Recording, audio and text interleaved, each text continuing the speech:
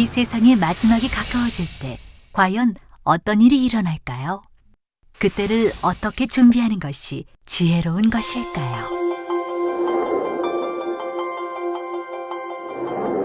예수 그리스도의 계시라. 이는 하나님이 그에게 주사 반드시 속히 될 일을 그 종들에게 보이시려고 그 천사를 그 종 요한에게 보내어 지시하신 것이라.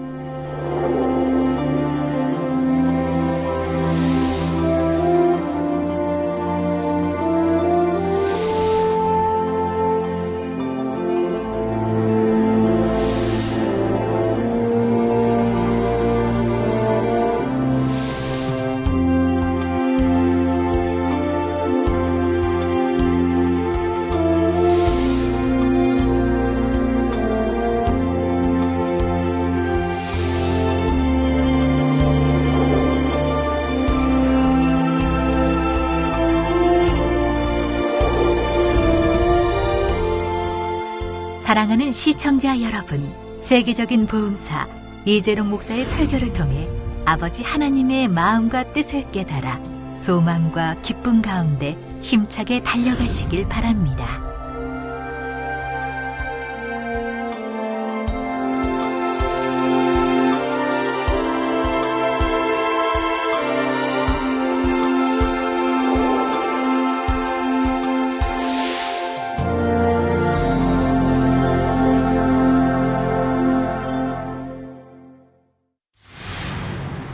은혜 받으실 말씀은 요한계시록 6장 1절에서 2절 말씀입니다. 내가 보매 어린 양이 7인 중에 하나를 떼시는 그때에 내가 들으니 내 생물 중에 하나가 우레소리같이 말하되 오라 하기로. 내가 이에 보니 흰 말이 있는데 그 탄 자가 활을 가졌고 면류관을 받고 나가서 이기고 또 이기려고 하더라. 사랑하는 성도 여러분, 시청자 여러분, 계시록 6장부터는 7년 환란에 대한 내용이 나옵니다. 주님을 믿고 구원받은 사람들이 주님의 공중 재림과 함께 휴거되고 나면 그때부터 이 땅에는 7년 환란이 시작되지요. 7년 환란은 인간에 의한 전쟁과 자연에 의한 재앙이 합쳐지면서 전무후무한 환란 상황으로 전개되어집니다. 그런데 계시록 6장에서는 바로 전 세계를 전쟁의 소용돌이로 몰고 갈 제3차 세계대전의 서막이 시작되고 있지요. 성경에서 말씀하는 끝에 다다른 것입니다. 마태복음 24장 3절에 보면 제자들이 예수님께 우리에게 이르소서 어느 때에 이런 일이 있겠사오며 또 주의 임하심과 세상 끝에는 무슨 징조가 있사오리까 여쭈는 장면이 나오죠. 이에 예수님께서는 6절에 난리와 난리 소문을 듣겠으나 너희는 삼가 두려워 말라. 이런 일이 있어야 하되 끝은 아직 아니니라 말씀하십니다.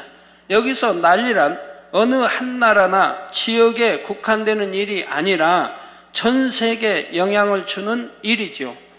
따라서 난리와 난리란 바로 제1차, 제2차 세계대전을 의미합니다. 이건 세계대전이라고 말하죠. 제1차 세계대전, 제2차 세계대전. 그런데 이런 일이 있어도 아직 끝은 아니라 했지요. 그러므로 끝이 되면 다시 한번 난리와 같은 상황이 있을 것이라는 암시인 것입니다. 정말 이것이 끝이구나 하고 느낄 수 있는 그런 엄청난 상황이 벌어지는 것이지요.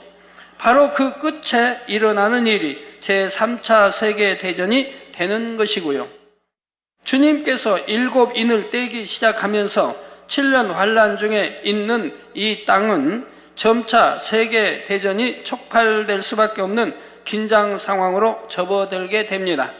본문 1절 2절에 내가 보매 어린 양이 7인 중에 하나를 떼시는 그때 내가 들으니 내 생물 중에 하나가 우레소리같이 말하되 오라 하기로.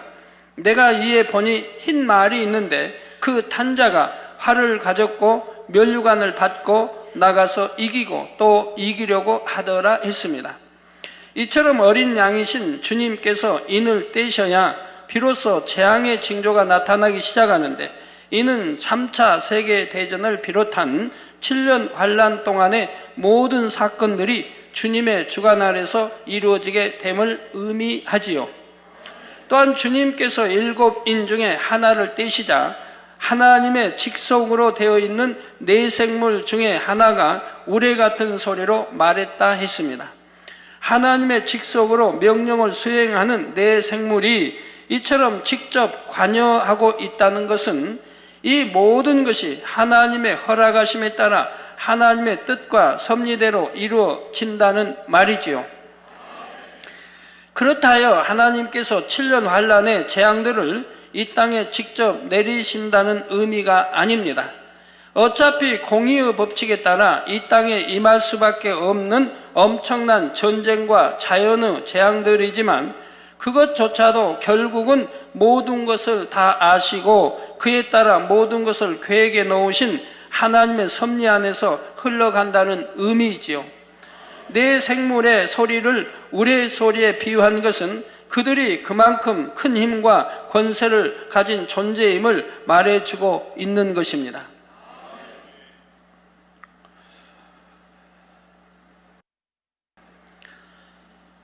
네 생물 중에 하나가 사도 요한에게 오라 한 것은 이제부터 앞으로의 상황이 어떻게 전개될지를 보여주겠다는 의미이지요. 이에 사도 요한이 보니 흰 말이 보였습니다. 흰색은 빛, 깨끗한 성결함을 뜻하며 영적으로는 하나님께 속한 것임을 뜻하지요. 또한 말은 권세와 위엄을 뜻하며 한편으로는 전쟁을 의미하기도 합니다. 옛날에는 말이 전쟁에 매우 중요한 역할을 했지요. 이러한 흰 말을 탄 자가 보였는데, 그는 권세와 위엄을 받아서 부릴 수 있는 자로서 곧 주의 이름으로 일을 수행하는 사자입니다. 그리고 그가 활을 가졌다 했지요. 활은 전쟁과 싸움을 의미합니다. 활은 어떤 목표를 향해 쏘는 것처럼 목표를 이루기 위해 나가다 보면 부딪힘과 다툼이 생기는 것이지요. 그러므로 주의 사자가 활을 가졌다는 것은 결국 부딪힘으로 인해 화평을 깨게 된다는 의미입니다. 다음으로 면류관을 받았다는 것은 하나님으로부터 보장을 받는다는 의미이지요. 머리가 된다는 의미이며 부와 명예와 권세가 주어진다는 의미입니다. 그러면서 동시에 면류관은 자부심과 교만을 의미하기도 하지요. 그렇다면 과연 지금까지 설명드린 내용에 부합하는 것은 누구일까요? 바로 이스라엘 민족을 의미합니다. 즉 흰말은 영적으로 이스라엘 민족을 의미하며, 그 말의 탄자란 이스라엘 민족을 이끌고 그들의 운명을 좌우해 가는 머리 되는 세력을 의미한다는 사실입니다. 흰색은 하나님께 속한 것임을 의미하며, 말은 권세와 위엄과 함께 전쟁을 의미한다 했습니다. 이스라엘 민족도 하나님께 속한 선민이며 역사상 그들로 인해 많은 전쟁이 일어났지요. 또한 활을 가졌다는 것은 목표를 이루기 위해 화평을 깬다는 의미인데, 잠시 후에 말씀드리겠습니다만 실제로 이스라엘은 자신들의 목표를 이루기 위해 주변과 늘 마찰을 빚어왔습니다. 그럼에도 이스라엘 민족은 하나님의 보장하심 가운데 지금도 세계 곳곳에서 부와 명예와 권세를 누리고 있지요. 그렇기 때문에 또한 이스라엘 민족은 자기들 자신에 대한 자부심과 교만이 있습니다. 자신들은 선민이며 하나님의 보장하심 가운데 늘 승리한다는 교만이지요. 바로 이러한 모습을 면류관을 받았다 말하는 것입니다. 그러면 지금 설명드린 내용을 이해할 수 있도록 이스라엘 민족에 대해 좀 더 구체적으로 살펴보겠습니다. 성도 여러분, 요한복음 19장 23절 24절에 보면 군병들이 예수를 십자가에 못 박고 그의 옷을 취하여, 즉 예수님의 옷을 취하여 네 깃에 나누어 각각 한 깃씩 얻고, 네 깃에 나눠서 각각 한 깃씩 얻고 속옷도 취하니 이 속옷은 호지 아니하고 위에서부터 통으로 짠 것이라. 그러니까 그냥 원피스라고 해도 되나요?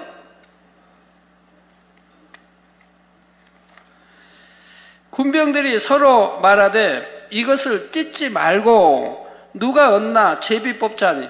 겉옷은 네 깃으로 나눴고 속옷은 찢지 말고 누가 얻나 제비 뽑자 하니, 이는 성경에 저희가 내 옷을 나누고 내 옷을 제비 뽑나이다 하는 것을 응하게 하려 함이로라 말씀하고 있습니다. 이 말씀의 영적인 의미에 대해서는 십자가의 도에서 자세히 설명을 했지요. 그 내용을 간단히 말씀드리면, 여기서 예수님의 옷은 이스라엘 민족을 의미합니다. 예수님이 이스라엘의 만왕의 왕이요, 만주가 되시고 또 이스라엘 또 왕이 되시고 구세주가 되시고요. 예수님의 옷은 이스라엘 민족을 의미합니다. 이러한 예수님의 옷을 네 깃으로 나눴다는 것은 육적으로는 이스라엘 민족이 완전히 나뉘어 뿔뿔이 흩어질 것이라는 의미이지요. 육적으로는. 하지만 속옷은 호지 아니하고 위에서부터 통으로 짰으므로 찢어서 나누지 않았다 했는데, 이는 이스라엘 민족의 내면적인 것, 곧 중심만은 나누어지지 않을 것이라는 의미입니다. 이 말씀대로 이스라엘 민족은 서기 70년에 로마의 타이투스 장군에 의해 예루살렘이 완전히 파괴되면서 이스라엘이라는 나라 자체가 없어지지요. 이게 육은 없어진다 이 말입니다. 살아남은 사람들은 동서남북 사방으로 흩어졌고, 그로 인해 지금도 유대 민족은 세계 곳곳에 흩어져 살고 있습니다. 그런데 이렇게 철저히 나라가 파괴되고 백성들도 다 흩어졌음에도 불구하고 그들의 내면적인 것, 바로 하나님을 향한 중심만은 그 누구도 빼앗거나 무너뜨릴 수가 없었지요. 우리나라 같으면 예를 들어 고구려 정신하면 그때뿐이지 않습니까? 망해버리면 얼마 있다가 우선들이 남아서 좀 싸우고 되찾는다고 얼마 하다가 한 몇십 년 지나면 그냥 그걸로 끝나버리죠. 자, 그 후로도 유대 민족을 뿌리채 없애려는 시도가 여러 차례 있었지만 유대인들은 그 모든 것을 이겨내고 오히려 1948년 5월 14일에 독립된 나라를 세우기에 이릅니다. 세계사의 그 어디에서도 이처럼 나라 자체가 완전히 파괴되고 사라진 후에 더군다나 국민들까지 뿔뿔이 네 깃으로 나눴다, 즉 동서남북으로 흩어져 버렸다 이 말입니다. 세계 곳곳으로 이렇게 사라진 후에 1900여 년이 지나서 자신들의 민족들로 다시 독립된 나라를 이룬다는 것은 그 유래를 찾아볼 수가 없는 사건이지요. 우리나라 예를 들어 고구려 백제 신라가 망한 지 지금부터 천 몇백 년밖에 안 되는데,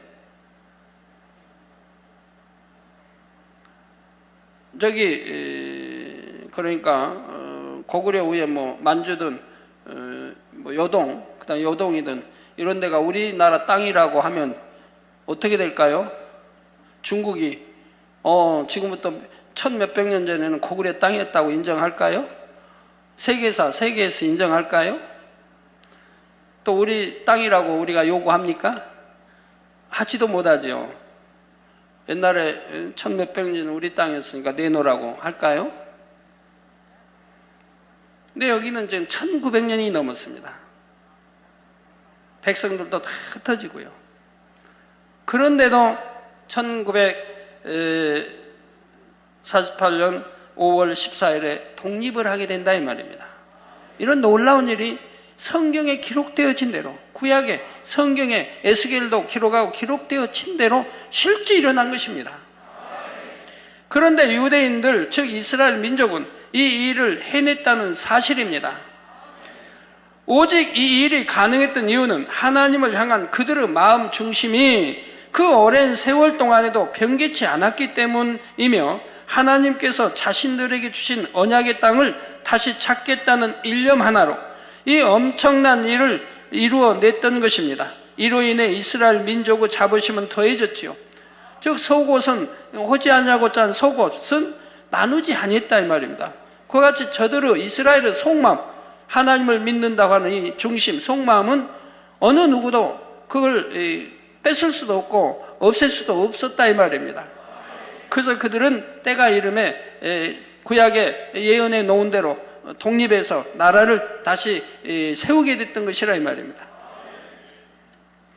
자신들은 하나님으로부터 선택받은 민족이요, 따라서 가장 뛰어난 민족임을 자부하는 선민 사상이 그들 가운데는 여전히 뿌리 깊게 자리 잡고 있습니다.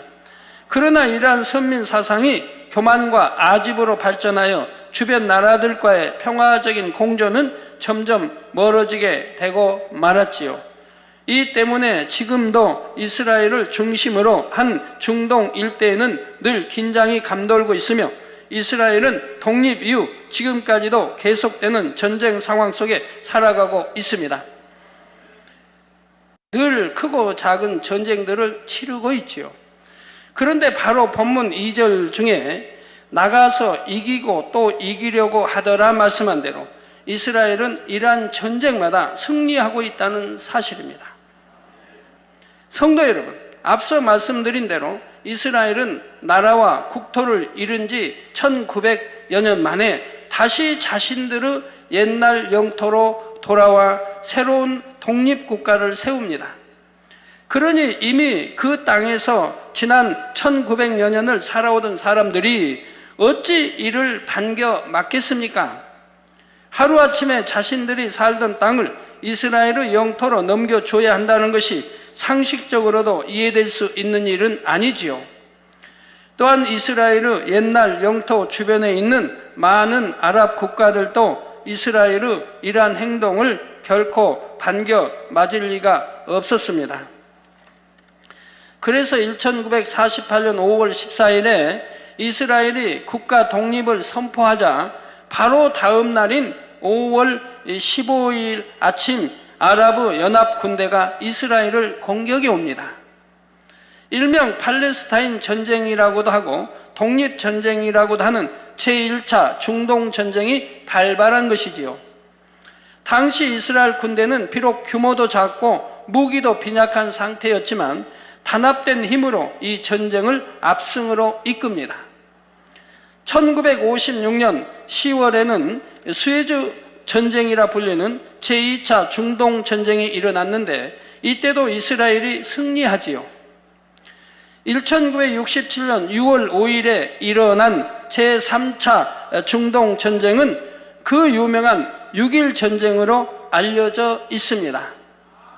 이때도 아랍의 여러 국가들이 연합하여 공격에 왔는데 이스라엘은 6일 만에 그들을 무찌르지요.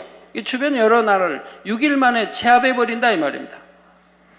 더욱이 이 6.1 전쟁으로 이스라엘은 요르단 서안지구, 골란 고원, 또 가자, 시나이 반도 등 여러분 성지순례 가면 갈릴리 그 바다에 보면 저 맞은편에 이렇게 보이는 데가 있죠. 거기 이제 골란권인데 그 골란권 또 가자 시나이 반도 등 많은 영토를 점령하게 됩니다. 애굽에서 여러분 쭉 서해안 따라 지중해 따라 올라오시면 쭉 시나이 반도를 거쳐 올라오게 됩니다. 예루살렘도 재통합하게 되며 이스라엘은 이후로 크게 번영을 하게 되죠. 그 당시 유명한 일화 중에 하나가 있는데 이스라엘 군을 이끌던 가장 머리된 장군이 참모들과의 회의 자리에서 지휘봉을 높이 들고 하나님이여 이 전쟁이 6일 만에 끝나게 해 주시어 우리가 안식일을 지킬 수 있게 해 주십시오라고 기도했다는 내용입니다. 그때 일화가 유명했습니다. 그 장군이 다얀 장군인가요? 한 누나나 애꾸였죠. 그래서 다얀? 맞나요? 하도 오래전 일이라 기억이 희미하네요. 근데 한 눈이 애꾸였는데요. 그분이 총지휘하면서 그런 기도를 했는데 그 기도가 응답이 됐다는 얘기입니다. 그 후에도 1973년에 일명 욤 키푸르, 즉 속죄일 전쟁이라 부르는 제4차 중동전쟁이 일어났는데 이때도 이스라엘은 결국 승리를 이룹니다. 이 밖에도 이스라엘과 아랍 국가들 사이에는 여러 차례의 크고 작은 전쟁들이 있었는데 그 그때마다 이스라엘의 승리로 끝났지요. 이게 아랍이 연합해서 이스라엘을 공격해도 6일 전쟁 공격해도 6일 만에 이겨버렸다 이 말입니다. 자, 성도 여러분, 역대하 20장 15절에 보면 이때도 모압과 암몬을 비롯한 이방 연합군이 여호사밧이 다스리고 있던 유다를 침공해 옵니다. 이런 상황에서 여호와의 신이 야하시엘이라는 사람에게 임하여 그를 통해 하나님의 말씀을 전하게 하지요. 야하시엘이 가로되 온 유다와 예루살렘 거민과 여호사밧 왕이여 들을지어다. 여호와께서 너희에게 말씀하시기를 이 큰 무리로 인하여 두려워하거나 놀라지 말라. 이 전쟁이 너희에게 속한 것이 아니요 하나님께 속한 것이니라 했던 것입니다. 사랑하는 성도들, 하나님께 말씀하시면 반드시 말씀대로 이루어지는 거예요.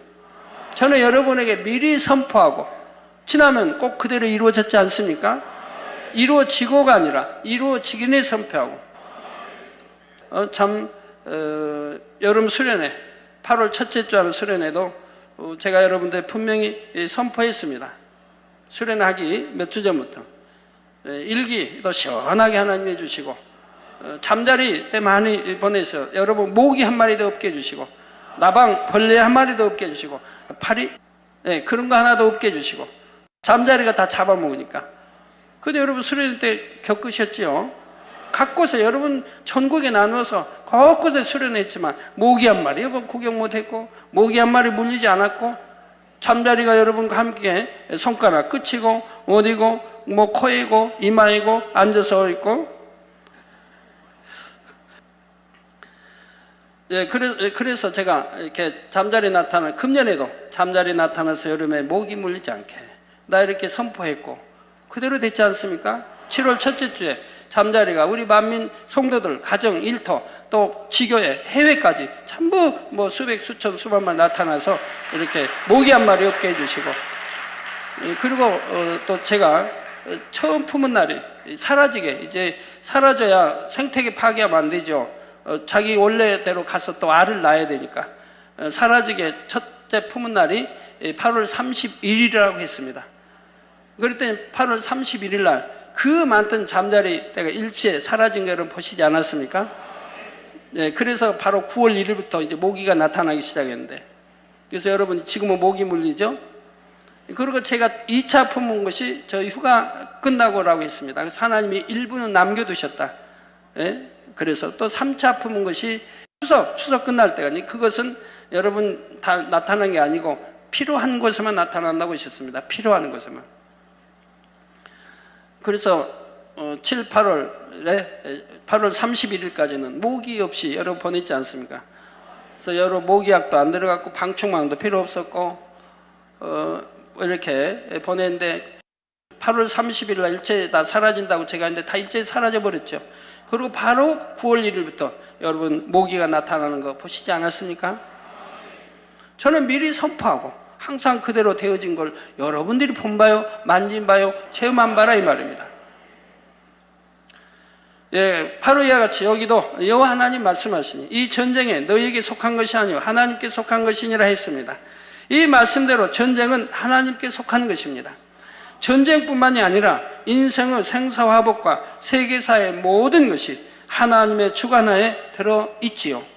그래서 이스라엘 민족이 비록 육적으로는 아무리 힘이 없고 빈약해 보이는 것 같은 상태라 해도 그들이 하나님을 기쁘시게 드리고 하나님의 말씀 안에 살아가며 의지할 때는 하나님께서 함께 하심으로 반드시 승리했습니다.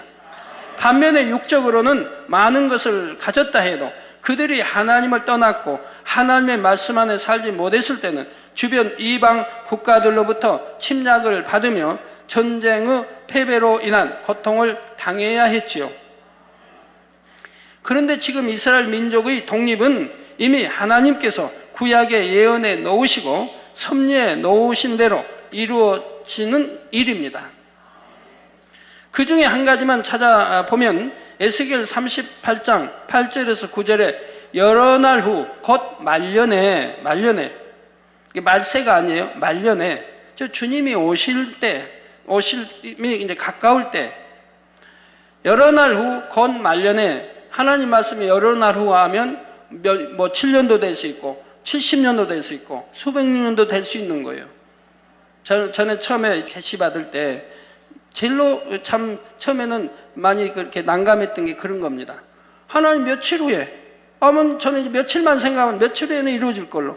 근데 안 이루어져요.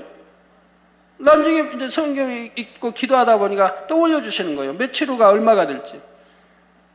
이런 일이, 그래서 이제 그 다음부터는 이제 말씀이 며칠 후에 해도 이해가 다 되는데, 며칠 후에 금방 해도 그것이 한 달도 가고 두 달도 가고 이제 또는 1년도 갈 수 있다는 것을 알게 되죠. 그래서 차마 묵묵히 기다리면 하나님 말씀해 주신 것은 반드시 이루어졌던 것을 볼 수가 있었습니다. 여러 날 후 곧 말년에 내가 명령을 받고 그 땅 곧 오래 황무하였던 이스라엘 산에 이르리니, 내가 명령을 받고 그 땅 곧 오래 황무해. 이스라엘 백성 이제 서기 70년 다 흩어져 버리고 이제 오래 황무됐다 이 말이에요. 황무하였던 이스라엘 산에, 하나님 이제 성경에 보면 산 예루살렘 또 이제 해발 700m 이상 시온산 이렇게 산들이 나오죠. 이스라엘 산에 이르르니 그 땅 백성은 칼을 벗어나서 열국에서부터 모여 들어오며 이방에서부터 나와서, 열국 많은 나라 흩어졌던 그들이 열국에서부터 모여 들어오며 이방에서부터 나와서, 이방 사람 이제 하나의 선민 아니면 이방 사람이라고 그러죠. 이방에서부터 나와서 다 평안히 거하는 중이라. 내가 올라오되 너와 내 모든 때와 너와 함께한 많은 백성이 광풍같이 이르고 구름같이 땅을 덮으리라 하셨죠. 여기에 제가 80년대 이제 마지막 때의 징조에 대해서 이 말씀 가지고 설계한 적이 있습니다. 마지막 때는 앞으로 어떻게 돌아가고 어떻게 마지막을 장시할 것을 80년대 제가 후반경에 이 말씀을 설계한 적이 있어요. 이걸 자세히 풀어드렸고요. 자, 이 말씀이 얼마나 정확하게 이루어지고 있습니까? 이스라엘 독립을 말씀하고 있다 이 말입니다. 어떻게 독립되고 어떻게 되고 앞으로 어떻게 진행 과정이 이 에스겔서에도 잘 나와 있다 이 말입니다. 그대로 되었다 이 말이에요. 그러니 이러한 이스라엘을 무너뜨리기 위해 주변의 아랍 국가들이 일으킨 전쟁에서 당연히 하나님께서는 이스라엘 편을 들어 그들에게 승리를 주실 수밖에 없는 것이지요. 말씀하신 대로 보장해 주시는 것이며 결국 이스라엘 민족을 통해 섭리하신 대로 이루어 가시는 것입니다. 이게 수적으로 봐도 너무 열세죠. 이스라엘은 600만 잡는다 해도 주변의 나라들은 1억이 넘지 않습니까? 아랍 여러 나라들은, 주위에 있는 나라들은. 이스라엘 유대인들이 전 세계에 흩어져 있는 유대인까지 하면 한 200만 잡나요? 1000몇백만 잡고 있는데, 그런데 본문에 보면 나가서 이기고 또 이기려고 하더라 하여 아직 완전히 이긴 것은 아님을 말씀하고 있지요. 다시 말해 아직도 싸움이 진행 중이며 결정적으로 완전히 이겼다고 할 수 있는 것은 아니라는 말입니다. 이는 바로 앞으로 있을 3차 세계대전이라는 엄청난 또 하나의 전쟁이 남아있기 때문이지요.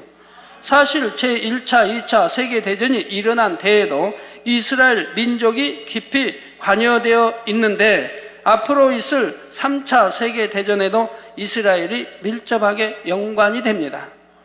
지금 이스라엘이 위치하고 있는 땅과 그 주변의 땅들은 하나님께서 이 땅의 인간을 경작하시는 출발점이 되었던 곳이지요. 그런데 인간 경작의 마무리 역시 바로 이곳을 중심으로 이루어진다는 사실입니다. 이스라엘이 그 중심에 놓여 있는 것이며 이스라엘과 중동 아랍 국가들과의 전쟁으로 인해 결국에는 제3차 세계대전이 발발되고 인류가 멸망으로 가는 계기가 되지요. 이스라엘은 이처럼 인류 역사에 있어서 마지막까지 매우 중요한 위치에 놓이게 되며 그렇게 될 수밖에 없도록 모든 주변의 환경 하나하나가 형성되고 있습니다.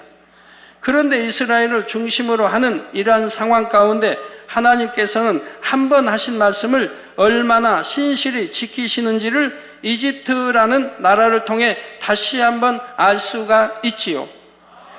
이스라엘과 아랍 국가들 간의 4차에 걸친 전쟁에서 이스라엘이 모두 승리하게 되자 1978년 미국의 중재로 이스라엘과 이집트 간의 평화협정이 체결됩니다. 중동에 그래도 가장 리더격으로 있는 바로 이집트와 평화협정이 체결이 됩니다. 주변의 아랍 국가들로부터 있을 수 없는 일이라는 심한 비난을 받았지만 1982년에는 협정의 이행을 위해 이스라엘이 시나이 반도를 이집트에 반환해 주기에 이르지요. 그래서 이제 그 6.1 전쟁에 다 빼앗았던 것을 다시 반환해 줍니다. 그러니까 여러분 성지순례 가보신 분들은 이제 이집트에서 이렇게 들어오면 그 시나이 반도 다 지나가지고 이제 이스라엘에 그 가까이 와서 거기서 이제 검문이 시작되고 이스라엘 들어가는 이게 시작된 걸 볼 수가 있어요. 이게 이 동쪽 홍해 쪽으로 와도 그렇고 이쪽 서해 지주 이제 그 사막을 지나서 지중해로 올라가도 마찬가지. 시나이 반도가 끝나고 바로 이스라엘 국경이 나오게 되는 이유가 그겁니다. 전에는 뺏어서 차지하고 있었는데 이제 되돌려줬다 이 말입니다. 이집트와 평화협정을 맺으면서. 그런데 이 모든 일이 우연에 의한 것이 아니라 이미 성경에 기록된 하나님의 말씀에 따라 하나님의 뜻 가운데 일어난 일이라는 사실입니다.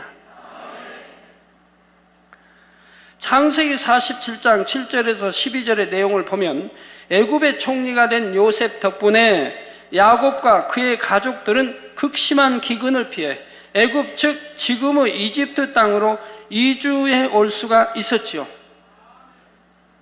이때 바로왕 앞에 선 야곱이 바로를 축복해 주는 장면이 나옵니다. 바로왕은 야곱과 그의 가족들을 선대하여 그들에게 거할 땅을 주게 되지요. 11절 12절에 요셉이 바로의 명대로 그 아비와 형들에게 거할 것을 주되 애굽의 좋은 땅 람세스를 그들에게 주어 기업을 삼게 하고 또 그 아비와 형들과 아비의 온 집에 그 식구를 따라 식물을 주어 공께 하였더라 했습니다. 이처럼 야곱과 그의 가족들은 즉 이스라엘 민족의 시초가 되는 사람들이 애굽으로부터 큰 은혜를 입었던 것이지요. 그래서 애굽에 와서 나라를 형성해서 출애굽을 했던 것이니까요. 어디 그뿐입니까? 지금부터 2000년 전에는 우리 예수님 아기 예수 때 어디로 피난을 했습니까? 바로 애굽으로 했다 이 말입니다. 지금의 이집트로 피난사를 했다 이 말입니다. 헤롯 왕이 잡아 죽이려고 하니까. 그러니까 이 애굽하고 그 이집트하고는 밀접한 관계가 이스라엘과는 형성되어 있는 거죠. 이미 구약에서부터. 그래서 신명기 23장 7절 후반절에 보면 애굽 사람을 미워하지 말라. 내가 그의 땅에서 객이 되었음이니라 하신 것입니다. 더욱이 이스라엘의 시초가 되는 야곱이 애굽의 왕 바로에게 축복을 빌어 주었기 때문에 이스라엘과 이집트는 마침내 육적으로는 도저히 가능할 것 같지 않았던 평화협정까지 맺을 수가 있었지요. 이 평화협정으로 인해 지금 현재는 물론이고 앞으로 일어날 큰 전쟁 상황에서도 이집트는 중동의 다른 아랍 국가들과는 달리 큰 재앙을 면할 수가 있게 됩니다. 하지만 결국 3차 세계대전의 상황 속에서는 이스라엘과 그 주변의 나라들이 전쟁에 휩쓸려 엄청난 재앙을 맞게 되지요. 시작은 이스라엘과 아랍 국가들 간의 전쟁이지만 그것이 결국은 석유를 중심으로 한 각 나라들 간의 이권과 미국과 이스라엘 간의 관계 등이 복합적으로 작용하여 세계의 열강들이 각축을 벌이는 상황이 됩니다. 그것도 중국과 또 러시아 연합, 또 유럽 연합 이런 세력들 석유가 갈수록 점점 줄어들고 있지 않습니까? 만약에 여기에 석유가 폭등한다고 생각해 보세요. 어찌 되겠는가 세계가. 아직은 폭등할 때가 아닙니다. 아직은 때가 아직 오지 않았으니까 아직은 폭등할 때는 아니에요. 그저 폭등할 때가 온다고 하면 우리나라는 어찌 되겠고요. 그래서 석유로 인해서 중동은 항상 열강들의 항상 아주 먹이라고 하면 좀 심한가요? 먹잇감이 된다고 하면 비슷하게 이해했어요. 그렇게 항상 노리무 땅이라 이 말입니다. 그래서 열광들이 서로 거기 땅을 놓고 각축전을 벌이게 되고요. 앞으로 차차 설명이 되겠지만 계시록 9장 16절에 나오는 2만만이라는 어마어마한 숫자의 군대가, 2만만이라고 하면 2억을 말하죠. 2만 곱하기 2만만 같은 2억이 된다 이 말이에요. 이 어마어마한 숫자의 군대가 부딪히는 큰 전쟁이 일어나고 마는 것이지요. 바로 3차 세계대전이 최고조에 이르는 상황입니다. 본문 1절, 2절 안에는 이처럼 엄청난 의미들까지도 담겨 있다는 사실입니다.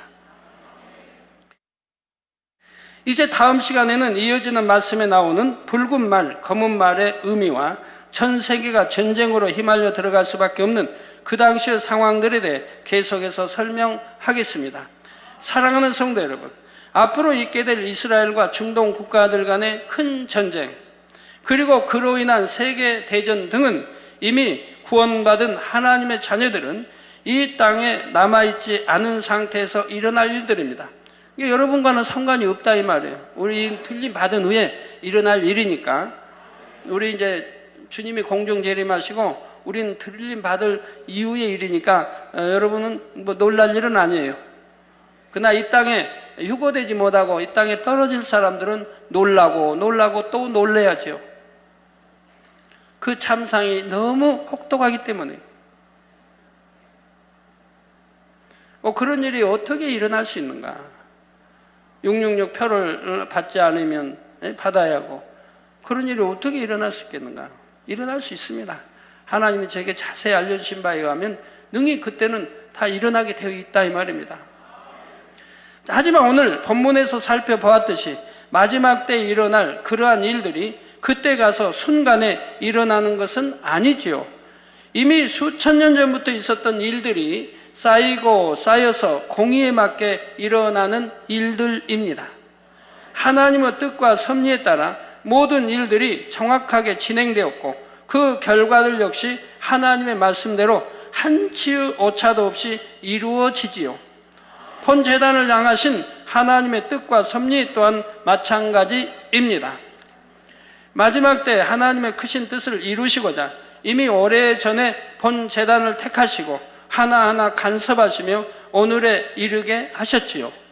인간 경작이 마무리되는 시점에 대성전 건축과 세계의 복음화라는 막중한 사명을 이루게 하시고자 지금까지 연단하고 또 연단하시며 공의에 합당한 조건들을 만들어 오신 것입니다.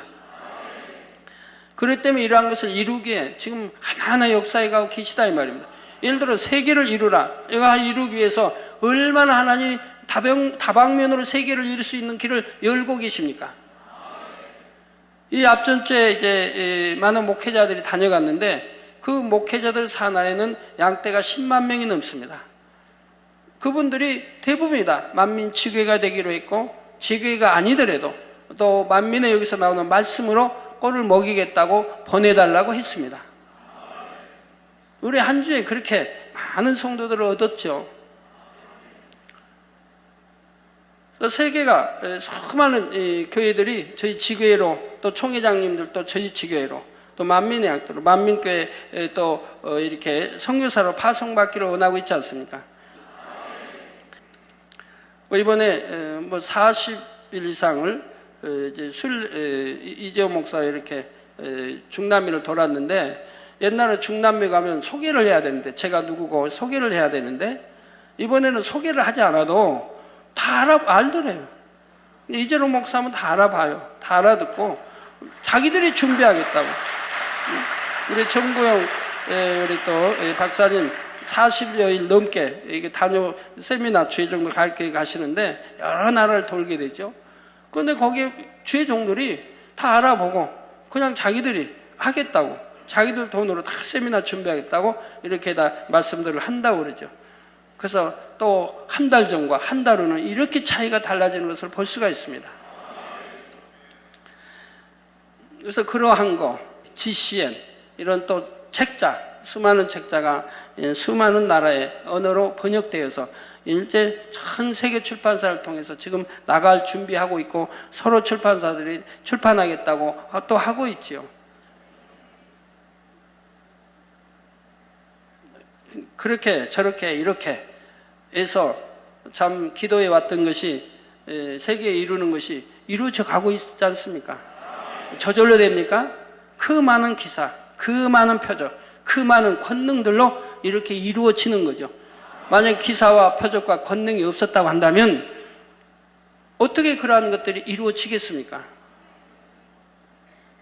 세계에서는 너무 많이 누구나 이 기사와 표적, 권능을 원합니다. 그걸 봐야 한다. 그런 게 있어야 성경이 참임을 입증해야 그래야 참 믿음을 갖는다 이 말입니다. 성경에 기록된 그 많은 기사와 표적과 권능, 신비한 일들, 이러한 일들이 실제 지금에도 있어야 성경이 참이라는 걸 알고 바로 믿게 된다 이 말입니다. 대충 머리로만 믿어 구원받는 게 아니라 이 말입니다. 성경 어디에 머리 믿고 구원받는다고 돼 있어요? 마음에 믿어 의에 이르고 입술로 시인하여 구원에 이른다고 로마서 10절에도 말씀하고 있지만, 육적인 믿음, 영적인 믿음이 있지 않습니까? 행함이 없는 믿음은 죽은 믿음이라. 죽은 믿음으로 어찌 구원받느냐? 구원 못 받는다고 하죠. 행하지 않는 믿음은 죽은 믿음이라 이 말입니다. 내 영혼 없는 몸이 죽은 것 같이, 우리 영혼이 빠져나가면 죽은 시체 아닙니까? 그와 같이 행함이 없는 믿음은 바로 그런 영혼 없는 몸과 같은 것이라 이 말, 죽은 믿음이라 이 말. 그건 구원 못 받는다 이 말입니다. 66권 말씀, 우리가 말씀을 배웁니다. 왜 배웁니까? 그대로 살기에 배우는 거 아니에요. 하나님 66권 구약 신약을 배우는 이유가 뭐고, 설교 듣는 이유가 뭡니까? 듣고 그냥 지식으로 남기라는 게 아니잖아요. 그 말씀을 듣고 그 말씀대로 살아서 잃어버린 하나님의 영상을, 아버지 영상을, 주님의 영상을 되찾으라고 지금 신앙생활하는 것이고 인간 경작을 이 땅에 하는 것이죠. 교회만 왔다 갔다 하고 11점 하고 그냥 주일이라고 대충 지키고 하면 구원받는다고 돼 있습니까? 악은 모양이라도 버리라고 성경은 돼 있죠. 악은 모양이라도 버리라. 적은 악도 버려야 되고, 성경에 얼마나 많이 신약에 해도 우리 주님이 또 제자들이 사도 바울도 외치고 했었던 것이 그런 말씀인데, 악은 모양을 버려라. 죄 버려라. 세상과 타협하지 말라. 짝하지 말라. 네가 세상을 사랑하면 하나님의 사랑이 네 안에 없다. 늘 모든 말씀이 나오지 않습니까? 그런데 여전히 세상을 짝하고 세상을 사랑하고, 그러니 하나님을 만날 수 있나요? 체험할 수가 있나요? 여러분은 늘 하나님 말씀대로 거하기 때문에 늘 만나고 체험하는 거, 기도하면 응답받고 하는 거 아니겠습니까? 지킴받고, 모든 재앙 없도 지킴받고, 여러분 어떤 교통사고가 당해도 여러분들이 차를 타고 가다가 여러분 실수로 교통사고가 크게 나서 차는 폐차해도 여러분은 지킴받아 다치지 않지 않습니까? 우리 수많은 성도 지교회까지 해서 해외까지 해서 교통사고 나가서 머리 다쳤다는 저는 말을 아직 들어본 일이 없어요. 교통사고면 우선 머리부터 다치잖아요. 근데 우리 성도들은 머리 안 다친다 이 말입니다. 왜? 머리 다치면 잘못하면 불구가 되니까 항상 머리 지켜주신다 이 말이에요. 주일 안 지킨 사람, 언제 11조 않는 사람이나 다리 좀 뼈나 금가게 하시지. 주일 지키고 언제 11조 하는 사람은 다리 뼈에 금 하나도 안 가고 살 하나 지키지도 않고 차만 폐차시키는 거, 여러분이 너무 많이 체험해서 안다 이 말입니다. 어린아이를 할지라도 지킴받고.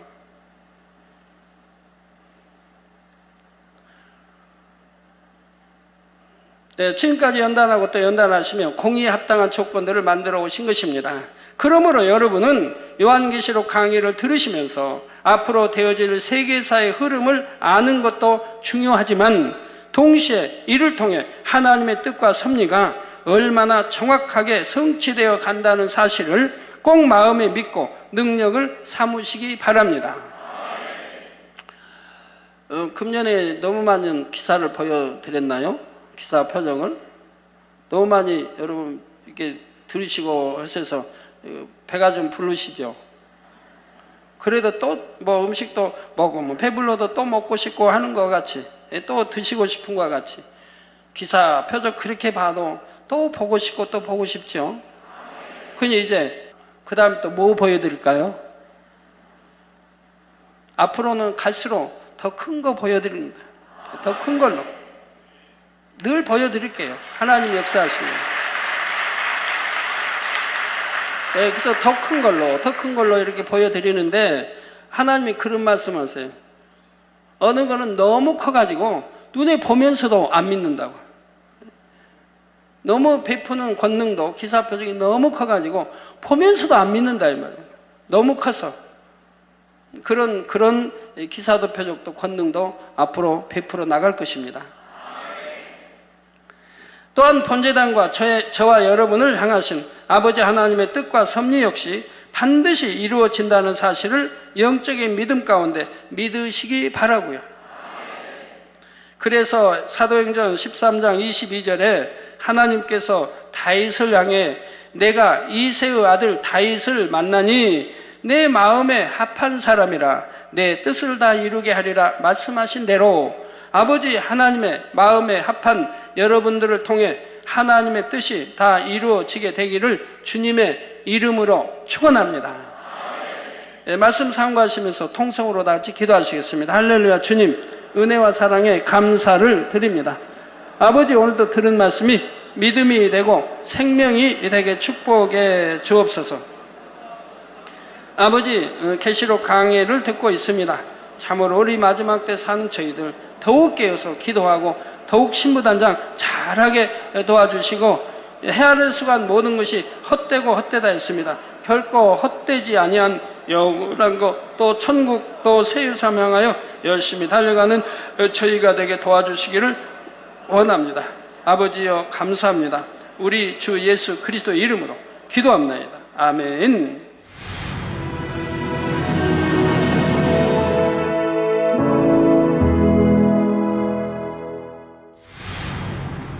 할렐루야. 전능하신 사랑의 아버지 하나님, 이 시간 기도받는 모든 성도님들 위해 안수하여 주옵소서. GCN 방송 시청자들이 인터넷과 화상을 통해 기도받는 지교회와 지성전 그리고 전세계 하나님의 자녀들 위에도 시공간을 초월하여 역사하여 주시기를 원합니다.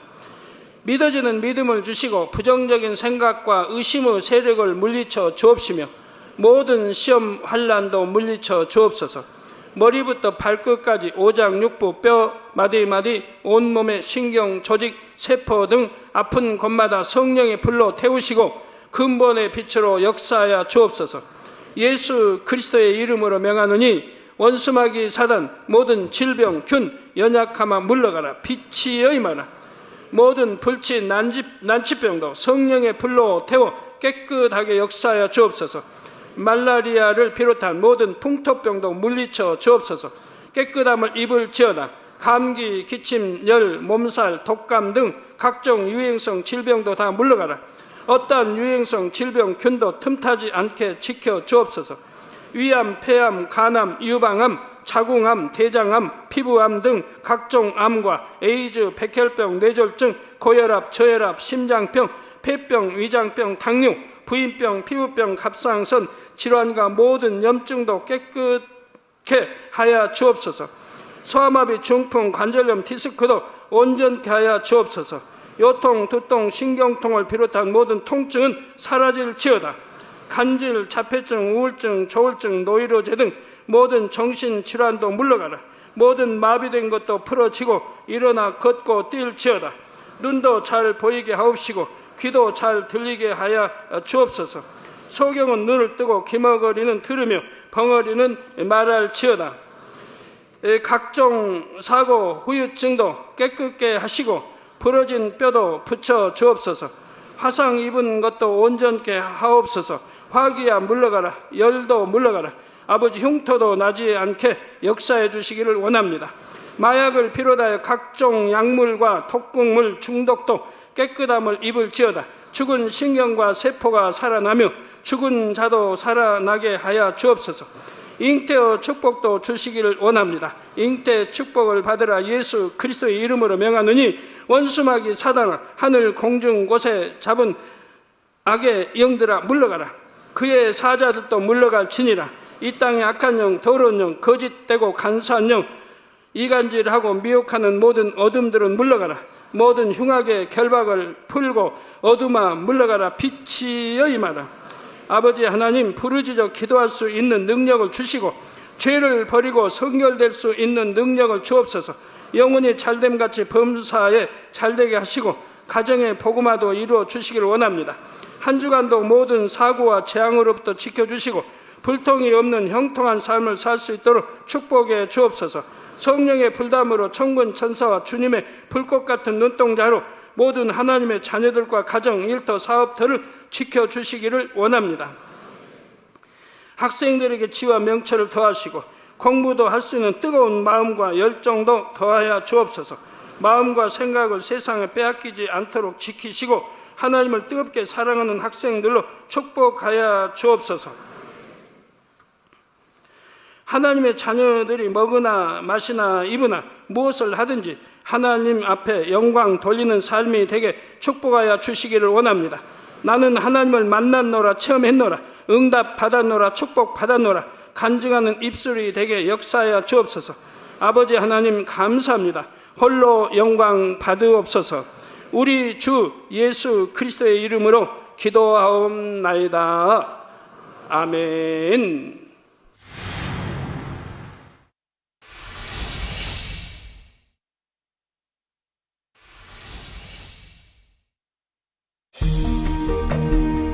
이 세상의 마지막이 가까워질 때 과연 어떤 일이 일어날까요? 그때를 어떻게 준비하는 것이 지혜로운 것일까요? 요한계시록에 그 해답이 담겨 있습니다. 마지막 때를 깨어 준비하며 신부단장할 수 있도록 마지막 때에 속히 되어질 일에 대해 세세히 기록한 요한계시록. 사랑하는 시청자 여러분, 세계적인 부흥사 이재롱 목사의 설교를 통해 들은 말씀을 지켜 행함으로 진정 복 있는 사람들이 되시길 바랍니다. 오늘 말씀 본문을 통해 여러분을 향한 하나님의 뜻을 묵상해 보시겠습니다.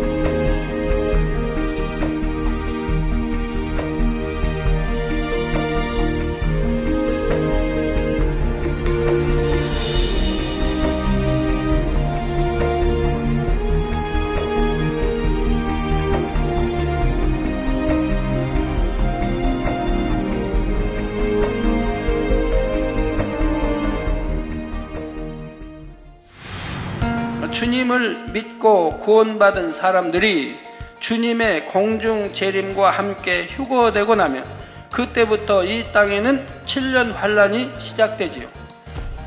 7년 환란은 인간에 의한 전쟁과 자연에 의한 재앙이 합쳐지면서 전무후무한 환란 상황으로 전개되어집니다.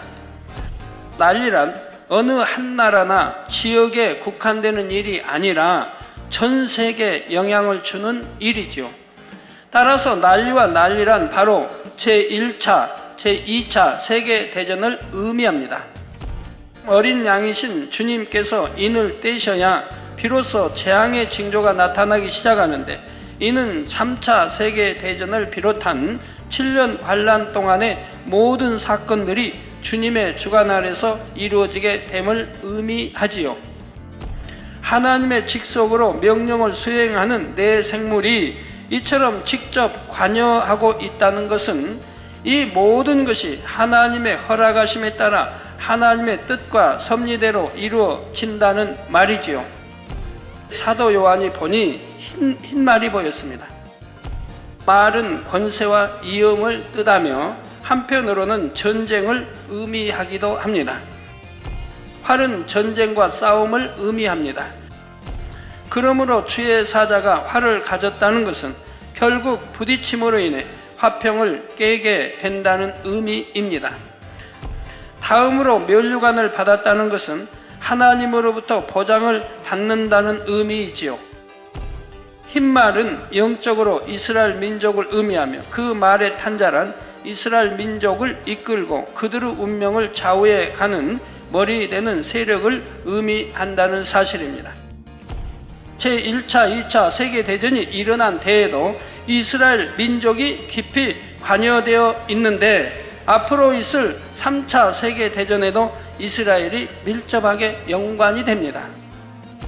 이스라엘은 이처럼 인류 역사에 있어서 마지막까지 매우 중요한 위치에 놓이게 되며 그렇게 될 수밖에 없도록 모든 주변의 환경 하나하나가 형성되고 있습니다.